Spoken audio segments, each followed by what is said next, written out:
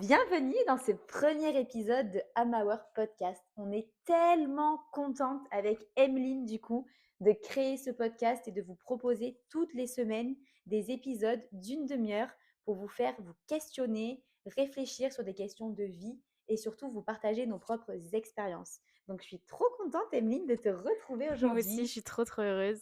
C'est trop chouette. Donc aujourd'hui, est-ce que tu veux nous parler peut-être de ce qu'on a pensé pour ce premier épisode? Comment tu... Oui, alors du coup, on a établi avec Rachel le sujet de ce premier épisode qui nous tient particulièrement à cœur. Et donc du coup, on a choisi d'aborder le sujet de avoir peur d'être trop et comment embrasser sa lumière.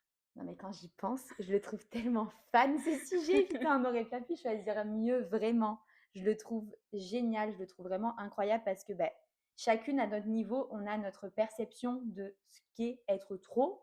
On a vraiment, même vous qui nous écoutez, vous avez certainement votre vision, votre pensée de ce qu'est aussi être trop. Et nous, là, aujourd'hui, on va vous partager chacune nos expériences de vie et comment, en fait, à un moment donné dans notre vie, on s'est un petit peu éteint, on a un petit peu éteint cette flamme intérieure qui était en nous pour justement se fondre dans la masse. C'est un peu ça, hein. Et sur le chemin de nous, sur le chemin de soi, comment est-ce qu'on a on s'est reconnecté à cette lumière et on s'est dit, elle est ok, elle est là, et pourquoi arrêter de la cacher pour le bien de tous en fait. Mais carrément, c'est exactement ça. Et puis c'est surtout aussi se questionner en fait tout le temps en se disant, j'ai cette lumière-là, j'ai envie de briller, de prendre la place qui m'est destinée. Et Exactement. pourquoi en fait, pour me camoufler dans des cases sociétales, on va dire, je vais justement m'infliger ça, de réduire cette lumière qui ne demande qu'à briller en fait, hein. Mhm. Donc c'est vraiment ça qu'on a envie d'aborder avec vous du coup aujourd'hui. Donc on va commencer tout de On suite, commence hein. de suite, hein. Allez, hein. Moi, j'aimerais déjà commencer sur le fait qu'on a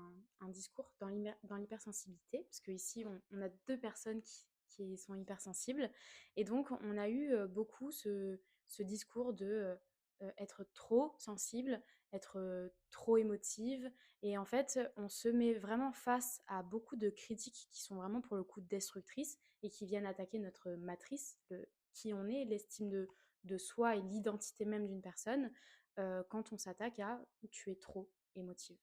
Donc du coup, moi, j'aimerais bien qu'on travaille, enfin qu'on parle un petit peu de ça, parce que moi, ça m'a vraiment énormément affectée quand j'étais petite, même adolescente, même jeune femme, sur le fait d'avoir un entourage qui t'attaque sur, en fait, on peut rien te dire, t'es trop émotive. Ça t'est pas arrivé, toi, Rachel? Bah si, c'est très juste que tu me parles de ça parce que du coup, moi, c'est quelque chose qui est très souvent revenu.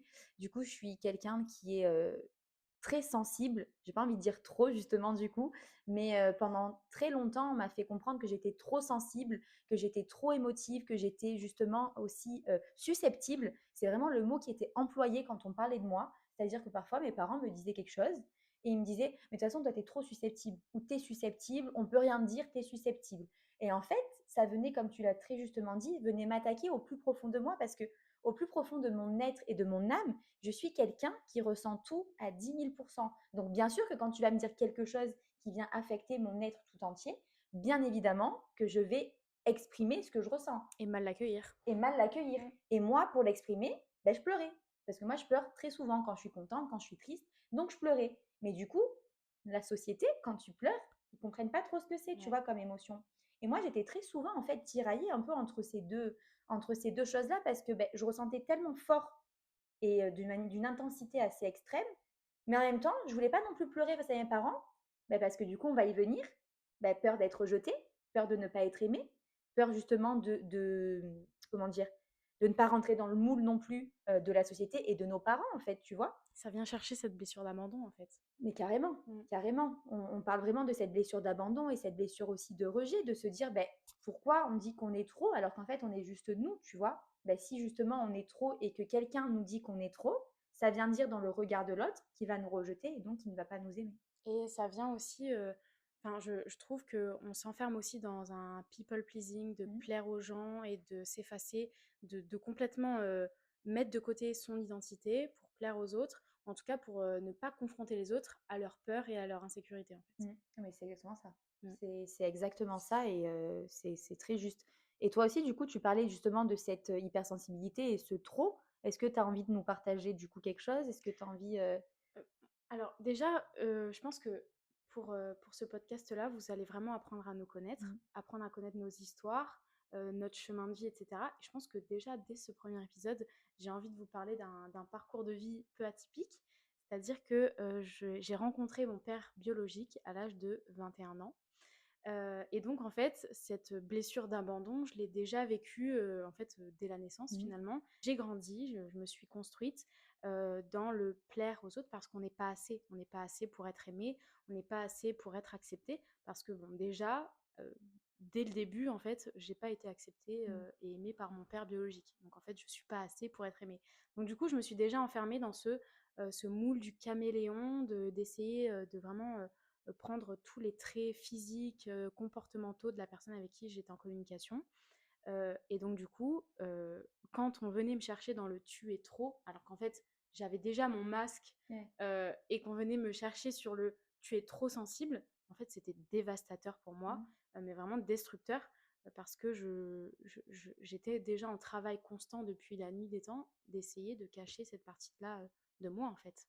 Mais c'est très juste de ce que merci du coup de nous partager, du coup ton histoire qui est du coup, très personnelle pour le coup, donc c'est très chouette. Mais, c'est très juste que tu parles de ça parce que, bah, du coup moi, pour ceux aussi qui ne me connaissent pas, je travaille avec comme outil la psychogénéalogie et en fait en psychogénéalogie justement on apprend ça, cette empreinte de naissance. C'est-à-dire qu'en fait, on est déjà marqué par des choses, par des traumatismes, des mécanismes aussi ou des schémas ou des blessures aussi parfois, et en tout cas là c'est le cas pour toi, avant même notre naissance, donc 9 mois avant même notre naissance. Donc toi, tu vois, tu me dis même qu'avant ta naissance déjà, Ouais, tu ne connaissais pas ton papa et tu étais déjà marqué par cette empreinte. Donc exactement. en fait, c'est très juste ce que tu me dis et ce que tu as ressenti parce que ça s'explique exactement de cette manière-là, tu vois? Donc merci pour ce partage parce que vraiment c'est très juste et ça permet de rebondir aussi donc Et aussi, j'aimerais aussi qu'on rebondisse là-dessus, ouais. Rachel, sur le fait, de croire que, les le fait d'être trop et de ne pas s'assumer,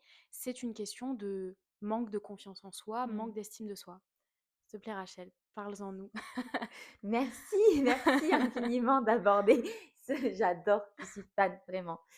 Nous sommes fans de ce concept. J'espère que vraiment vous allez adorer parce que nous, on adore vraiment. Vraiment, vraiment, vraiment.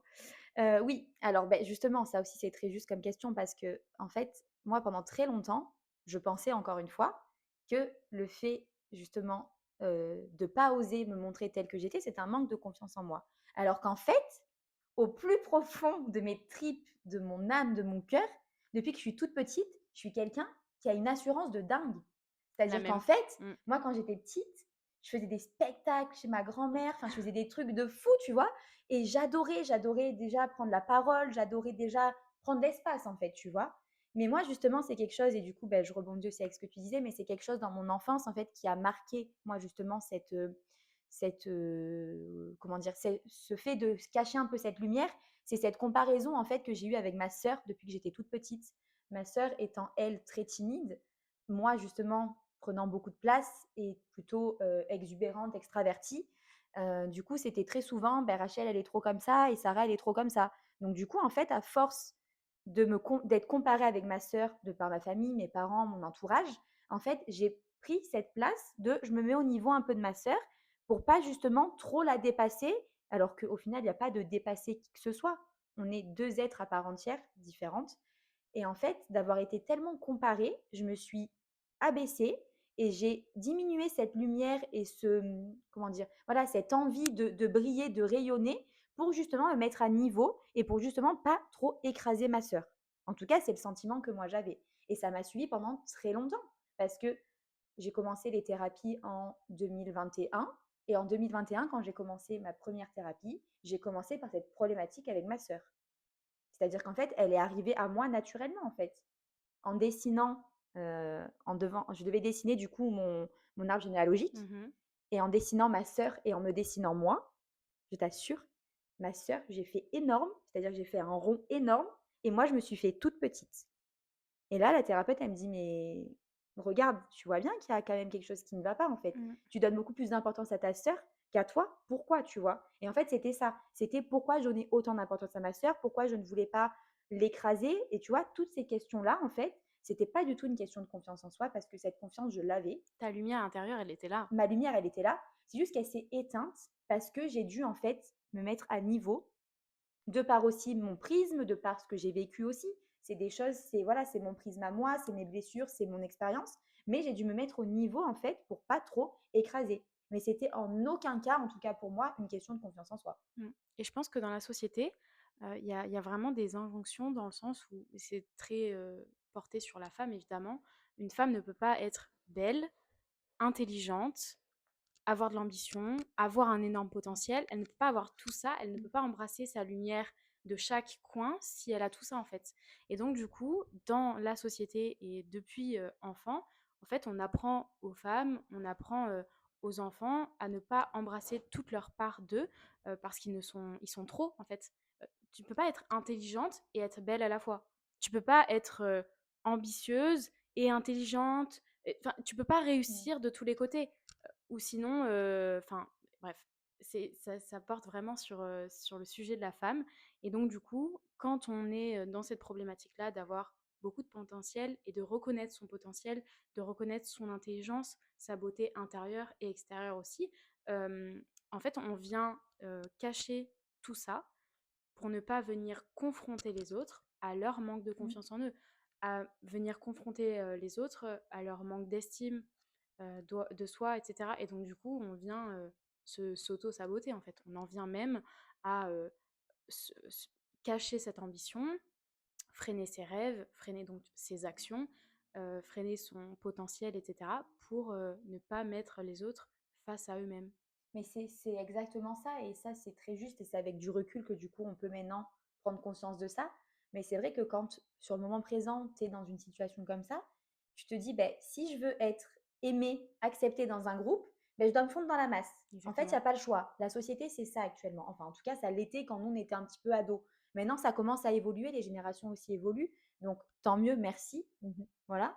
Mais c'est vrai que ce que tu dis, c'est ça, c'est en fait, à un moment donné, je suis obligée de me mettre au niveau de la société et des gens qui m'entourent pour, encore une fois, être acceptée. Parce que du coup, si tu es trop intelligente, tu es une intello, tu te la pètes, Et puis, t'es pas intéressante. et puis t'es pas intéressante. Exactement.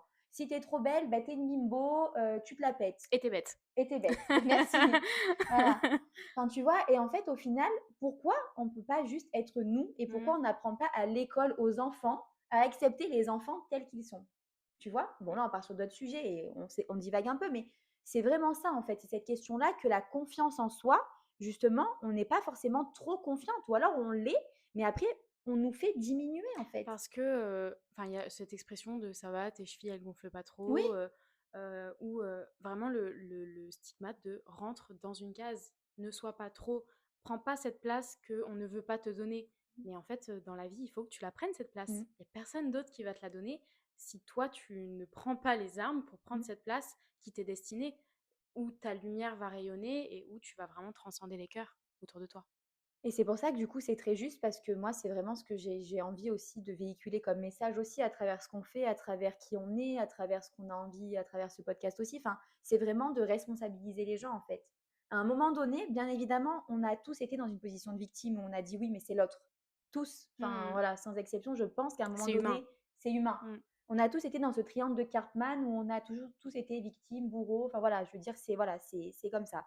Mais par contre, ce qui est important aussi à un moment donné, c'est comme tu dis, de revenir au centre de ce qui est important pour nous et de venir apaiser nos petits cœurs, apaiser nos blessures, nos traumatismes. Et c'est là après justement que ça va rentrer en jeu et qu'on va pouvoir du coup se responsabiliser et prendre notre vie en main et assumer pleinement qui on est.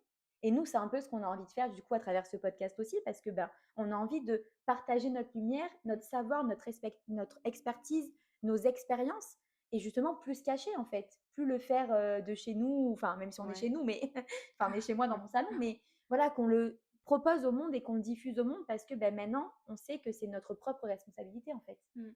Et toi, qu'est-ce que tu en penses quand on a un discours, avec une personne en face qui t'expose clairement que tu es trop et que ça vient enfin, ça vient chercher en elle, ses insécurités? Est-ce que du coup, toi, tu es toujours dans bah, du coup, je me rabaisse et je la conforte, elle, par son manque, de confiance en elle et tu viens vraiment la réconforter en te rabaissant? Ben, dans quel discours tu te mets, toi? Alors déjà, ce qu'il faut savoir, c'est que j'adore quand on me dit qu'en penses-tu. Donc là, on me pose une question, là, vous pouvez pas savoir, je suis en joie intérieurement, vraiment. Alors, Du coup, très, très bonne question parce que je vais te dire les 2 parce que avant que j'entame tout ce travail sur moi, tout ça, j'étais plus dans la posture de je viens réconforter un peu et je viens un peu me rabaisser, tu vois? Et parce que, je me connaissais pas, je savais pas je connaissais mon potentiel, mais vraiment au fond, fond, fond de Mmh. toutes ces couches, tu vois? C'était vraiment très caché. Donc en fait, autant avant je venais réconforter, je venais, un petit peu, apaiser les gens, tu vois? Autant maintenant, non, plus du tout. Maintenant, c'est-à-dire que j'embrasse ma lumière, j'y vais quoi. En tout cas, j'y travaille. Je dis pas que c'est à 100 tous les jours facile. Il y a des fois où bien sûr ça vient encore me piquer un petit peu. Mais en tout cas, j'essaye et j'y travaille et je m'éloigne progressivement ou en tout cas, je m'entoure pas, professionnellement parlant notamment, de personnes qui vont avoir tendance à peut-être un petit peu me tirer vers le bas ou alors qui vont encore venir me piquer. Mais encore une fois, est-ce que c'est leur faute à eux? Non, c'est ma responsabilité. Mmh. Donc, et toi, du coup, je te retourne la question. Hem et moi alors moi ça dépend en fait. Quand je suis avec des hommes, j'ai tendance à vraiment beaucoup plus assumer ma lumière et à être vraiment dans cette, posture de je m'assume, totalement et j'ai moins peur en fait de m'assumer auprès de l'homme. Par contre, j'ai un peu ce syndrome du sauveur auprès des femmes, et donc du coup quand je suis face à une femme, qui m'expose clairement ses insécurités, son manque de confiance en elle, je vais avoir beaucoup de mal à embrasser ma lumière et je vais vraiment avoir tendance à vraiment la mettre 6 pieds sous terre pour qu'elle puisse, se sentir mieux. Mmh. Et je reconnais facilement des femmes qui vont même avoir tendance à vouloir t'écraser pour elles se monter, et en fait, je laisse faire ce genre de comportement et j'en suis mais 1 milliard de fois consciente et c'est très difficile à vivre parce que du coup, une fois que l'épisode, concret est passé, bah, en fait, tu réanalyses la situation et tu te dis: «Mince, ah, je me suis encore laissée, écraser, mais parce qu'elle a pas confiance en elle, en fait» et tu viens, ben, chercher les excuses de: «Ben, cette personne, elle là, elle est dans cette problématique-là», et moi, j'ai vraiment beaucoup de mal encore à assumer qui je suis et heu et j'ai peur de prendre cette lumière parce que j'ai peur de mettre, des filles dans l'ombre, en fait, Mmh. quand elles sont avec moi. Mmh. Ouais, je comprends ce que tu veux dire, mais ça vient aussi de ton vécu et de ton parcours. Et moi aussi, franchement, quand je disais que je commençais à le faire, ça m'arrive encore vraiment d'être dans cette posture vraiment de sauveuse en me disant, ben ouais, mais du coup, si là, je peux aller l'aider et je peux un peu la sauver, ben voilà, moi, je suis bien dans ma posture, je viens bien sécuriser cette petite blessure qu'il y a au fond de moi. Elle est bien contente et tout le monde est content, tu vois, sauf Mmh. qu'au final, ça vient faire que, encore une fois, écraser encore plus cette lumière, tu vois, intérieure. Et ça vient aussi te positionner, encore une fois, dans cette posture de sauveur qui, au final, on sait, à un moment donné, elle est destructrice à fond. Ouais. Moi, je l'ai été pendant de très nombreuses années auprès de tout le monde, auprès de mes parents, auprès de ma sœur, auprès de mon mec. Enfin, vraiment, je l'ai été pendant très, très, très longtemps de cette posture de sauveuse. Et vraiment, petit à petit, il n'y a que encore dans le professionnel où j'ai encore un peu du mal. Ah ouais? Mais ouais, moi, c'est plutôt dans le professionnel, tu vois. Par exemple, un exemple très bête, hein, on va me demander: «C'est quoi tes prix?» Si c'est quelqu'un qui va commencer son activité, je vais avoir tendance à me rabaisser en termes de prix.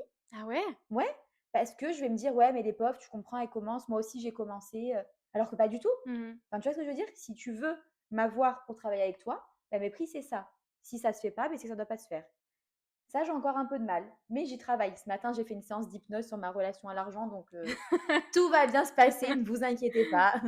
Je suis une thérapeute, mais qui continue à me faire accompagner, hein, c'est très important.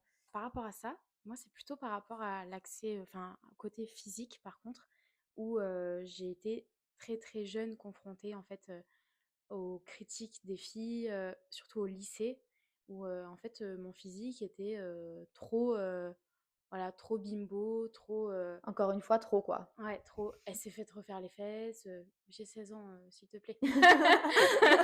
J'aurais refait autre chose, j'aurais pas refait les fesses et donc du coup, j'ai été aussi dans cette posture de vraiment de mise dans l'ombre parce que du coup, les filles avaient pas du tout confiance en elles et encore aujourd'hui, quand c'est des mamans ou quand c'est des filles qui ont pas du tout confiance en elles malheureusement, en fait elles viennent aussi, pointer du doigt le physique d'autres filles qui elles font beaucoup de sport, prennent soin d'elles et cetera et en fait je pense qu'il faudrait aussi, faire la paix avec ce qu'on met en priorité dans sa vie.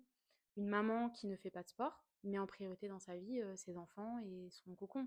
Une fille qui n'a pas d'enfants, qui n'a pas de vie de famille, peut se permettre de mettre en premier plan le sport et sa santé vraiment personnelle. Et donc, du coup, ben, avoir des résultats physiques plus qu'une maman, par exemple. Mmh. Et je pense que y a rien à dénigrer. Ni une fille qui n'a pas d'enfant et qui se place en premier plan, ni une maman qui se place en 10e plan parce que Mmh. elle a d'autres priorités et qu'elle se choisira plus tard. En tout cas, elle l'espère, je pense, au fond d'elle. Mmh. Tu vois? Mais là, tu viens de toucher du doigt, du coup, une problématique qu'on n'abordera pas dans cet épisode, mais qu'on abordera certainement prochainement. Mais encore une fois, c'est cette place de la femme. Et moi, ce sera un épisode que je vais adorer faire parce que c'est quelque chose qui me parle particulièrement. Mais tu vois, là, tu viens de pointer du doigt, encore une fois, cette place de la femme. Comme toi, tu ne rentrais pas dans le moule de la femme qui est là pour enfanter, pour machin. Tu étais là, tu avais un beau physique, tu étais une belle fille. Mm. Et bien, en fait, forcément, tu déranges. Forcément, tu déranges. Parce que dans une société patriarcale, parce qu'il faut le dire, on s'y éloigne, mais on y est encore quand même On y est dedans. encore On plein est dedans, ouais. encore plein dedans. Mm. Dans une société patriarcale, une fille qui est belle, qui a du potentiel, qui est jolie, bah déjà, les autres filles, elles sont jalouses parce qu'elles ont peur justement de la beauté de l'autre. Et dans la société patriarcale, bah, c'est ouais, bah, c'est une bimbo, elle a le temps de faire ci, elle a le temps de faire là, elle s'occupe pas de ses enfants. Enfin, tu vois, on est vite dans un jugement en fait, tu vois. Et ça, je trouve que c'est encore déplorable à l'heure d'aujourd'hui, Mm. tu vois.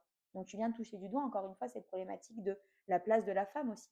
Et je pense que c'est normal. Je pense qu'il faut aussi s- pas se rassurer aussi, mais le fait de juger d'autres femmes, Mm. je pense que inconsciemment, on aura toujours une part de nous qui vient chercher des opinions qu'on ne connaît pas sur une personne, etc.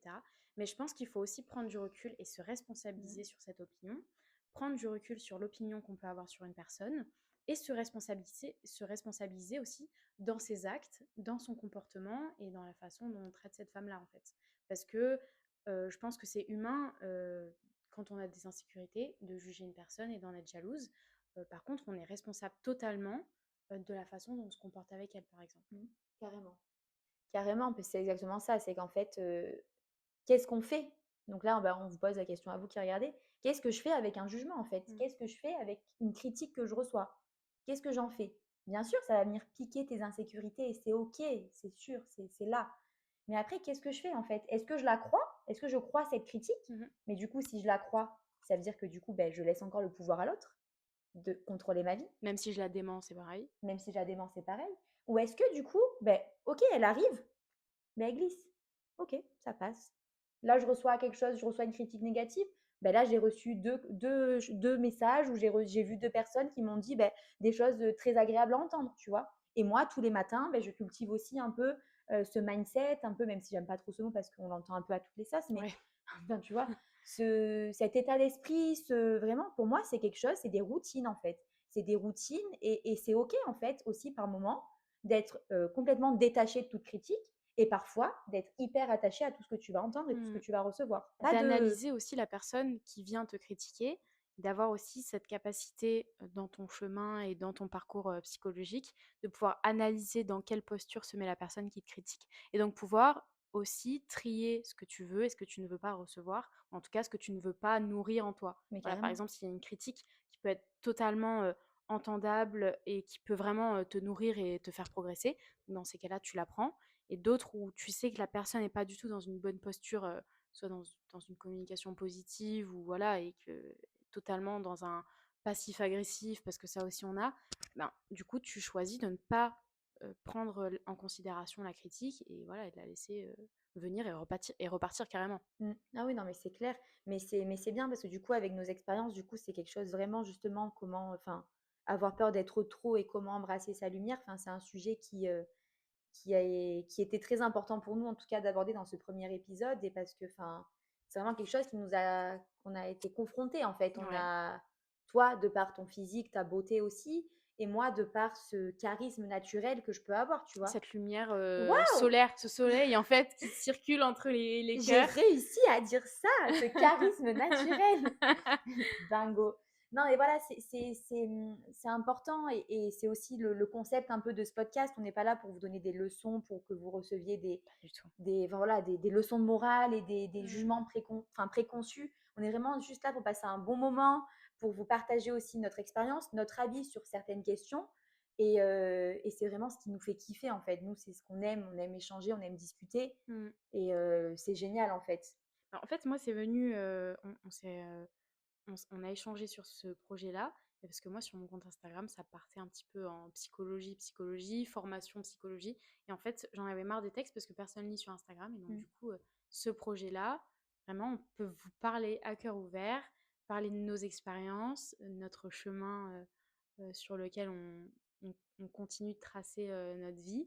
Mais voilà, c'est important aussi de prendre aussi du recul sur ce qu'on dit, parce que voilà, on n'est pas thérapeute. On a juste eu des expériences et on a travaillé sur des blessures. On a encore énormément travaillé parce que sur toute notre vie, on va devoir travailler sur des choses. Mais voilà, on avait envie de partager vraiment avec vous plein de thématiques différentes et on a choisi de partager en premier épisode Mmh. comment embrasser notre lumière parce que ça nous parlait extrêmement à toutes les deux. C'est clair. Et est-ce que pour terminer cet épisode, on leur partagerait pas quand même, Emeline, comment le projet est né, s'il te plaît? Allez.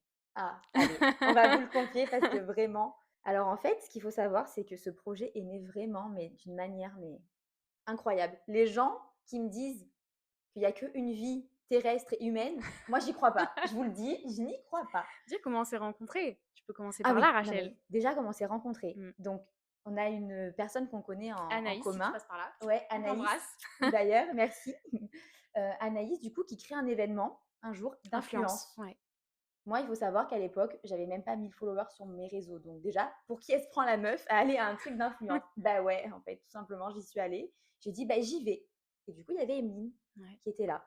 Que moi, vraiment, du coup, avec du recul, je t'ai pas vue parce que tu étais vraiment dans En ton retrait coin, en total. retrait, Ouais. voilà. Et moi, pour le coup, pas du tout, Elle pas du s'est tout. jouée de cet événement pour prendre la lumière. Mais vraiment, vraiment, j'ai pris la parole à un moment donné, enfin tout le monde était autour de moi. Bon bref, c'était vraiment très, très drôle parce que j'étais vraiment genre le fake de la soirée, Et mais moi, je l'ai finalement remarqué. Et ouais, moi, dans mon coin, j'étais en analyse totale de tout. Je décryptais tous les comportements, enfin tout. Et en fait, autour de toi, il y avait un halo de lumière. Et je me suis dit, attends, elle vient chercher en moi une curiosité. Et Dieu sait que j'ai pas grande curiosité envers l'humain, mais plus sur l'univers, sur des questions de vie, mais pas énormément sur l'humain. Et donc, du coup, quand je t'ai vue et que je me suis dit, mais attends, mais elle est en train de se jouer de la situation, telle une reine. J'adore. Elle fait quelque chose que vraiment, c'était inspirant pour moi parce que du coup, moi, j'ai joué enfin, une carte totalement inversée où vraiment, je me suis mis dans l'ombre finalement, tu vois. carrément. Et Et donc, du coup, c'était très drôle parce qu'en fait, du coup, cette soirée se passe et tout, donc moi je fais ce qu'il y a à faire, je discute avec les gens qu'il y avait et je poste une story sur mon compte Insta parce que j'ai un autre podcast qui s'appelle Libre de rayonner et Emeline, du coup, m'envoie un message en me disant, d'ailleurs, je sais plus ce que tu m'as dit. bah, en fait, je pensais que tu faisais des épisodes de podcast. Du coup, je te propose de faire un podcast en duo. Ah oui, voilà, elle me propose du coup de faire le podcast en duo et je lui dis: «Mais non, moi en fait, je récupère juste des témoignages que je retranscris du coup, avec mes mots» et là, je sens un petit peu sa déception en fait dans son message, tu vois? Parce que Enfin j'avais ce projet qui était là dans mon cœur, dans mon âme depuis tellement de temps.